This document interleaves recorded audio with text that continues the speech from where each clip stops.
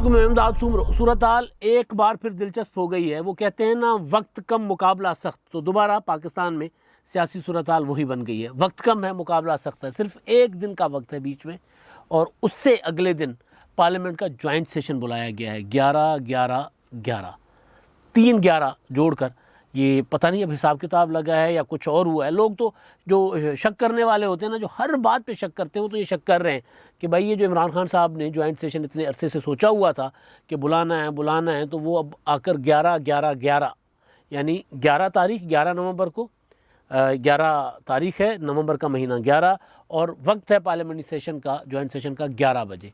तो ये कोई समझा जा रहा है, ये ख्याल किया जा रहा है, शक किया जा रहा है, या साजिशी थ्योरी बनाई जा रही है कि ये इसी वजह से किया गया है कि कोई हिसाब किताब लगाकर और ये तारीख रखी गई है। क्योंकि पहले काफ़ी अरसे से इमरान खान साहब कोशिश कर रहे थे पार्लियामेंट का ज्वाइंट सेशन बुलवाने के लिए, और ये ज्वाइंट सेशन इलेक्शन इस्लाहात, कुलभूषण यादव और नैब तरमीमी ऑर्डिनेंस, ये इशूज़ हैं जो ये तरमीमें हैं जिसके लिए बड़े अरसे से इमरान खान साहब की सरकार जो है वो कोशिश कर रही थी कि किसी ना किसी तरीके से ये मंजूर करवाया जाए। कौमी असम्बली से मंजूर करवाया गया जुलाई में, ज़बरदोज करके ना, यूँ जुगाड़ लगा के और बिलडोज करके मंजूर करवा कर सेनेट में गए। सेनेट में फंस गए।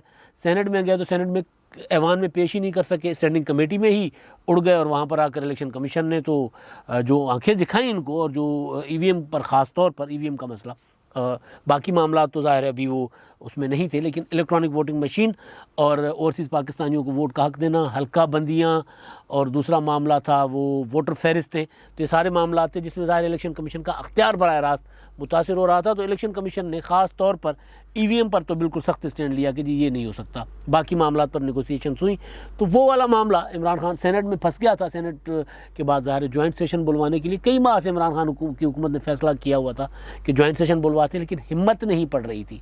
अब हिम्मत क्यों नहीं पड़ रही थी? सादा सा मामला है।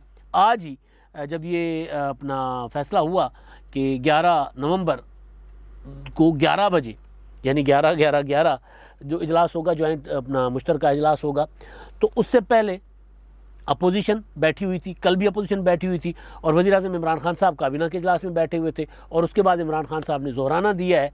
लेकिन ये सारी ये जो चल रही थी हलचल, इसके दौरान कौमी असम्बली का इजलास भी चल रहा था, और इस इजलास में खुर्शीद शाह साहब 2 साल के बाद आज़ाद शहरी के तौर पर आए। उससे पहले मेरा ख्याल एक आध बार वो आए थे सेनेट के वोटिंग या जो था वो बजट की वोटिंग के दौरान आए थे। उसके बाद वो 2 साल के बाद, तकरीबन 2 साल के बाद वो आज़ाद शहरी की हैसियत में जब आए तो उनका इस्तकबाल हुआ, बड़ा शानदार इस्तकबाल हुआ। तो वो उसी इजलास के दौरान मुस्लिम लीग नून के हैं सैयद जावेद हसनैन साहब, उन्होंने एक तरमीमी बिल पेश किया है। वो जो फ्लोर क्रॉसिंग होती है या वफादारी तब्दील करने, जिसको यूसुफ गिलानी साहब कहते थे, दिल बदली करना, कि एक इलेक्शन एक जमात से, दूसरा इलेक्शन दूसरी जमात से, एक इलेक्शन उधर से, एक इलेक्शन उधर से। तो वो एक बिल पेश किया, और उसके लिए करारदाद ज़ाहिर हुकूमत ने मुखालफत की। तो जब हुकूमत ने मुखालफत की तो फिर करारदाद पेश की गई, और करारदाद में हुकूमत को हो गई शिकस्त। अब बिल है उसका मुख्तसर ये कि जी एक MNA या MPA, एक मुंतखब रुकन जो है, वो अगर अपनी जमात को छोड़ देता है, कोई और जमात में चला जाता है, तो 7 साल तक उसको इंतखाब लड़ने की इजाज़त नहीं होनी चाहिए। वैसे ये किसी बुनियादी शहरी हुकूक जो होते हैं या बुनियादी सियासी आज़ादियाँ हैं उसके ख़िलाफ़ है, जमहूरी उसूलों के तो ख़िलाफ़ है, लेकिन बहरहाल बात है मुकाबले की। तो हुआ वो बिल की मुखालफत हुई। डिप्टी स्पीकर कासिम सूरी ने मुखालफत की। ये वही कासिम सूरी साहब हैं जिन्होंने वो आनन फानन वो जुलाई में ये सारे बिल मंजूर करवाए थे ना, यूँ बिलडोज़ करके। तो जिसके बाद उनके ख़िलाफ़ अपोजिशन ने तहरीक अदम एतमाद लाने का भी फ़ैसला किया था। तो बहरहाल उसमें हुआ ये कि जब वोटिंग हुई करारदाद पर, तो 117 वोट पड़े बिल के हक़ में, और 104 वोट पड़े बिल के ख़िलाफ़, यानी हुकूमत को शिकस्त हुई।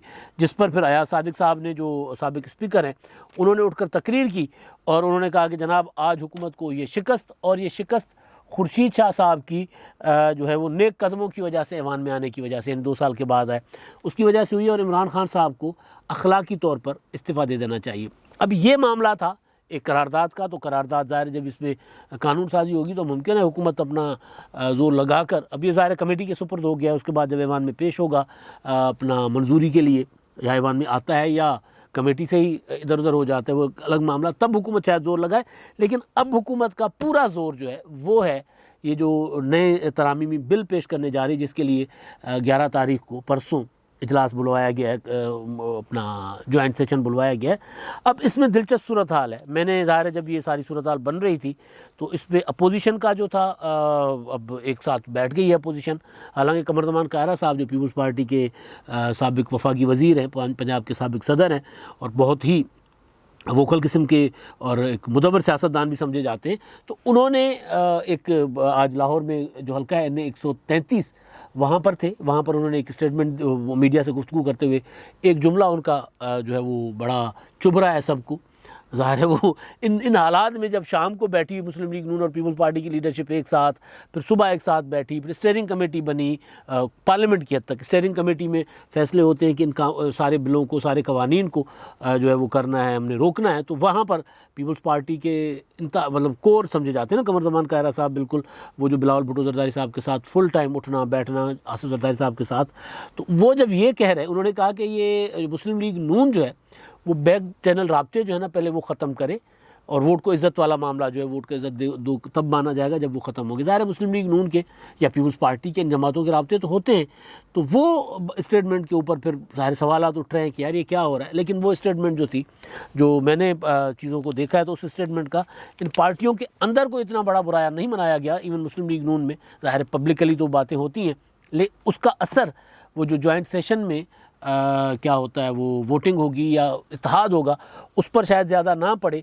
वहाँ पर अगर मार खा सकती हैं पॉलिटिकल पार्टियाँ, तो जिस तरह सेनेट के इलेक्शन में वो जो यूसुफ गिलानी के चेयरमैन वाला मामला था, वहाँ जिस तरह वहाँ इनके साथ हाथ हुआ या इन्होंने खुद किया अपने साथ, या फिर वो बजट का सेशन जो था जिसमें मुस्लिम लीग नून के अरकान जो है वो पता नहीं कितने अरकान गायब थे, अपोजिशन लीडर बता खुद भी नहीं थे शरीक हुए। लेकिन यहाँ पर मामला मुख्तलिफ है। अब क्योंकि जिस तरह सर जोड़कर बैठे हुए हैं, कल से लेके अब तक 3 मीटिंगें हो चुकी हुई हैं इनकी। कल जब वो था पार्लियामेंट्री वो कमेटी का इजलास था, ब्रीफिंग थी कौमी सलामती कमेटी की, तो उस ब्रीफिंग के बाद फिर ये बैठ गए थे। ब्रीफिंग से पहले बैठे, ब्रीफिंग के बाद बैठे और उसके बाद आज बैठे सुबह, और फिर इशाइया हुआ है शहबाज शरीफ साहब का वहाँ पर। और हिकमत अमली ये बनी है कि किसी भी सूरत ये जो बिल है ये पास नहीं होने देना। मैंने फिगर जो है वो तो बड़ा फ़र्क बहुत थोड़ा है, तो ज़ाहिर है उसमें अपोजिशन चांस लेना चाहती है कि किसी तरह जो जॉइंट सेशन होगा तो उसमें वो फ़र्क जो ख़त्म किया जाए और हुकूमत को शिकस्त, और हुकूमत को अगर शिकस्त होती है तो फिर अयाज सादिक साहब वो जो बात कर बैठे हुए हैं कि फिर वज़ीर-ए-आज़म इमरान खान साहब को इस्तीफ़ा देना चाहिए। तो अगर जॉइंट सेशन में भी हुकूमत ये कानून मंजूर नहीं करवा सकती, जिसका इम्कान कम है, हो जाएगा। मैंने जो इस पर काम किया है, पता किया है, तो उसमें 2-3 चीज़ें सामने आ रही हैं कि एक तो ये कि हुकूमत अपना पूरा ज़ोर लगा रही है। मुस्लिम लीग कायदे-आज़म से मैंने पता किया तो पता चला कि मुस्लिम लीग कायदे-आज़म वालों को इस बार कोई इशू नहीं है। मुझे पहले जो इन्फॉर्मेशन मेरे पास थी कि वो इलेक्ट्रॉनिक वोटिंग मशीन वगैरह पे वो थोड़ा सा करेंगे, लेकिन मैंने अभी पता किया, अभी कल का एक दिन है, हो सकता है कि सूरत हाल कोई चेंज हो, लेकिन मुस्लिम लीग कायदे-आज़म को कोई ख़ास इशू नहीं है, वो वोट करेंगे। अच्छा, दूसरा अपना MQM है। MQM ने कल जो पार्लियामानी ब्रीफिंग थी उसकी कौमी सलामती कमेटी की, वहाँ उन्होंने अपने तहफ़्फ़ुज़ात का इज़हार किया था, लेकिन यहाँ पर वो बतौर इत्तेहादी ख़बर ये है कि दोनों ना सिर्फ कल वज़ीर-ए-आज़म इमरान खान साहब के ज़ोराने में शरीक होंगे, बल्कि परसों वोट भी करेंगे। तो इमरान खान के जमात के अपने अरकान और इत्तेहादी, वो अभी तक जो फील आ रही है वो ये है कि वो इंटैक्ट हैं, वो कोई मसला नहीं है। हुकूमत ख़ुद भी कोशिश कर रही है और हुकूमत के कुछ वो जो मुआविन ख़ास, वो भी वो जो मुआवनत करते हैं हुकूमत की या सहूलतकारी कर रहे हैं, वो भी कोशिशें कर रहे हैं कि जिस तरह बजट में कोशिशें हुई थी कि बजट किसी तरह ना रुक सके, तो वो भी कोशिश कर रहे हैं। तो कभी इम्कान ये है, कभी इम्कान नहीं कह सकता, लेकिन इम्कान है, एक इम्कान है कि ये बिल पास हो सकते हैं। तो जब बिल ये पास हो जाएंगे, हाँ इसमें एक चीज़ और भी है, इसमें एक तरीन ग्रुप है, जहांगीर तरीन ग्रुप, वो अरकान अब वो सारे के सारे आते हैं नहीं आते। सवाल ये है कि वोट करना या ना करना और बात है। इशू ये है कि क्या हुकूमत के इत्तेहाद के जो 225 अरकान हैं कौमी असम्बली और सेनेट के, क्या वो हुक्मरान इत्तेहाद के, क्या वो सारे के सारे इजलास में आएंगे, ये सबसे बड़ा सवाल है। अगर वो सारे आते हैं तो फिर तो हुकूमत का ज़ाहिर पलड़ा भारी है, और अगर कोई नहीं करते, अपना फ्लोर क्रॉसिंग नहीं करते कानून की हद तक, या उधर अपोजिशन को वोट नहीं करते, तो ज़ाहिर है फिर हुकूमत का पलड़ा भारी है कुछ 13 वोटों से। लेकिन अगर अच्छा, दूसरा ये कि अपोजिशन का मामला भी हमेशा गड़बड़ रहा है, तो अपोजिशन भी क्या अपने 312 के 12 अरकान लेकर आने में कामयाब होगी, ये भी सबसे बड़ा सवाल है। तो दोनों तरफ ये सवाल तो मौजूद है, लेकिन असल चीज़ जो है वो ये कि ये बिल जब मंजूर हो जाएंगे, ख़ास ये जो बिल हैं, एक तो इलेक्ट्रॉनिक वोटिंग मशीन जो तोता है ना एक इमरान खान साहब का, इमरान खान साहब की जान है उसमें, वो समझते हैं इमरान खान साहब की जो कारकर्दगी तो है कोई नहीं, तो अब बेहतर ये है कि इलेक्ट्रॉनिक वोटिंग मशीन के ज़रिए अपना अगला इंतखाब मैनेज किया जाए। ज़ाहिर है ये सारी चीज़ें, इलेक्शन कमीशन जिसने इलेक्शन करवाना है वो इनकार कर रहा है कि इसके ज़रिए इलेक्शन नहीं हो सकता। उसके अलावा ओवरसीज़ पाकिस्तानियों का वोट है, वो वोट कैसे डालेंगे, इलेक्शन कमीशन ऑफ पाकिस्तान को उस पर तहफ़्फ़ुज़ात हैं। EVM पर इनकारी है, उस पर तहफ़्फ़ुज़ात हैं। जो है अपना ओवरसीज़ का वोट है या आई वोटिंग का जो इशू है वो, और दूसरा चेयरमैन नैब का तकर्रुर इमरान खान साहब अपनी मर्ज़ी से करना चाहते हैं, इन्हीं साहब को कंटिन्यू करना चाहते हैं, जावेद इकबाल साहब को, और उसमें फिर उनका अख्तियार अपने पास रखना चाहते हैं ताकि वो उनके हटाने का, ताकि कल को अपने कंट्रोल में रहें। अगर EVM का मामला हो जाता है, अपना हुकूमत बन जाती है इनकी, ये कामयाब हो जाते हैं सारे जुगाड़ करने में, तो ज़ाहिर है फिर आगे चलकर इसी तरह नैब के ज़रिए ही अपोजिशन को कंट्रोल रखेंगे। लेकिन अगर ये बिल मंजूर हो जाते हैं, अगर हुकूमत अपोजिशन रोकने में नाकाम होती है, तो फिर पहला जो इम्कान है जो वो ये है कि इलेक्शन कमीशन वो इसको चैलेंज करेगी, इलेक्ट्रॉनिक वोटिंग मशीन वाले मामले को। कलभूषण वाले मामले को कोई चैलेंज नहीं करेगा। बाकी जो इसमें कुछ इस्लाहात है, ख़ास तौर पर इलेक्शन की इस्लाहात, वो अपोजिशन अपना इलेक्शन कमीशन चैलेंज करेगा, और नैब ऑर्डिनेंस को अपोजिशन चैलेंज करेगी। मामला अदालत में चला जाएगा, अदालत में जाता है तो मामला फिर लंबा चौड़ा हो जाएगा। तो अभी जो असल चीज़ है वो ये है कि कल जो वज़ीर-ए-आज़म इमरान खान साहब ने ज़ुहराना दिया है ना अपने सारे इत्तेहादियों को, जिस पर उन्होंने सबको बुलाकर बिठाया है कि जी आएँ और बैठें और वो स्ट्रेंथ करेंगे, अपना स्ट्रेंथ शो करेंगे अपनी, तो वहाँ पर अगर वो स्ट्रेंथ शो कर जाते हैं और उसके बाद परसों के इजलास में मैनेज कर पाते हैं चीज़ों को, मैनेज करना कि आप देखें ना कि आज जो बिल एक करारदाद वो नहीं हुकूमत रोक सकी, और ये हुकूमत मुसलसल कोरम पूरा करना इस हुकूमत के लिए सबसे बड़ा मसला हुआ है। तो उधर अपोजिशन अब सारे के सारे इकट्ठे हो गए, मतलब मौलाना फजल रहमान साहब भी ऑन बोर्ड हैं, नवाज शरीफ साहब भी ऑन बोर्ड हैं, आसिफ जरदारी, बिलावल भुट्टो जरदारी भी ऑन बोर्ड हैं, खुर्शीद शाह साहब जिनके लिए जब ऐवान में आए तो तालियां बजी, और फिर उनको उनकी मुखालिफ जमात जो है मुस्लिम लीग नून, उनके अयाज सादिक खड़े होकर कहते हैं कि जी खुर्शीद शाह साहब के नेक कदमों की बदौलत आज हमने हुकूमत को शिकस्त दी है। तो वो भी आ गए हुए हैं और वो भी मैनेज करते हैं चीज़ों को बहुत अच्छे तरीके से, चाहे वो अपनी जमात के अरकान हों उनके, या मुस्लिम लीग नून के हों, या फिर दूसरी जमातों को, तो वो भी आ गए हुए हैं। तो अब मसला ये है, सवाल हुकूमत के लिए कि हुकूमत अपने अरकान पूरे कर पाएगी या नहीं। इमरान खान साहब ने पूरी कोशिश की हुई है, उन्होंने अपने दूसरे सोर्सेज जो है ना, दूसरे सोर्सेज वो भी लगाए हुए हैं, और अगर ये कर लेते हैं तो फिर इनको अगला मसला, यानी मंजूर करवा लेते हैं ये कानून साजी, तो फिर हुकूमत को अगला मसला जो पड़ेगा वो होगा अदालतों में। फिर ये चैलेंज होंगे सारे मामलात, क्योंकि सियालकोट वाला मामला इलेक्शन कमीशन छोड़ने को तैयार नहीं है, डस्का वाला, तो ये वही इलेक्शन कमीशन है।